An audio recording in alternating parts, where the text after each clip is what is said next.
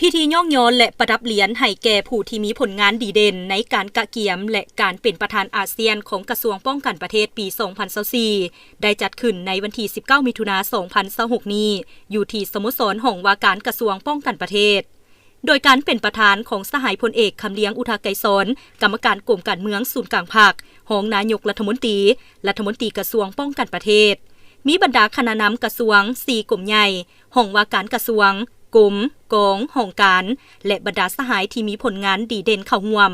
ในพิธีสหายพันเอกเฟืองไซมีละกงห้องหัวหน้ากรมผัวพันต่างประเทศห้องว่าการกระทรวงป้องกันประเทศหัวหน้าหน่วยงานวิชาการเจ้าหน้าที่อาวุโสป้องกันประเทศอาเซียนขึ้นผ่านบทสรุปโดยย่อเกี่ยวกับผลงานที่พ้นเด่นในการเป็นประธานอาเซียนและการจัดตั้งปฏิบัติเวียกงานอาเซียนของกองทัพประชาชนลาวปี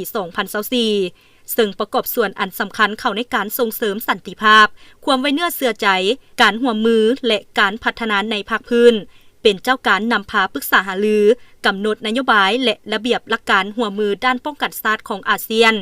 ยกสูงบทบาทของกระทรวงป้องกันประเทศก็คือกองทัพประชาชนลาวในเวทีภาคพื้นและสากล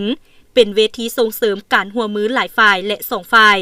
เปิดโอกาสในการพัฒนาบุคลากรได้รับการช่วยเหลือและการสนับสนุนจากภายในและนอกเป็นการส่งเสริมเศรษฐกิจวัฒนธรรมสังคมการท่องเที่ยวและการพัฒนาพื้นฐานโครงสร้าง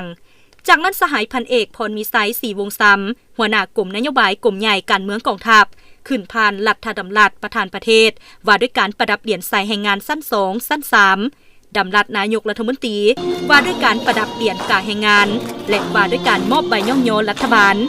ในนี้ประดับเหรียญใส่แห่งงานสั้น2จำนวน62สหายประดับเหรียญใส่แห่งงานสั้น3จำนวน192สหายประดับเหรียญกาแห่งงานจำนวน664สหายและมอบใบย่องย้อนรัฐบาล 1,678 สหายที่มีผลงานดีเด่นประกอบส่วนเหือแหงสติปัญญาเข้าในการกะเกียมและการเป็นประธานอาเซียนของกระทรวงป้องกันประเทศในปี